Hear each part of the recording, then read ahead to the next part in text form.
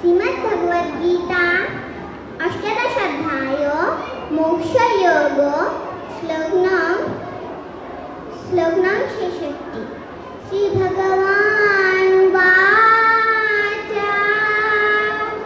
सर्वधर्मान् परित्यज्य मामेकं शरणं व्रज अहं त्वं सर्वपापेभ्यो मोक्षयिष्यामि मा शुचः।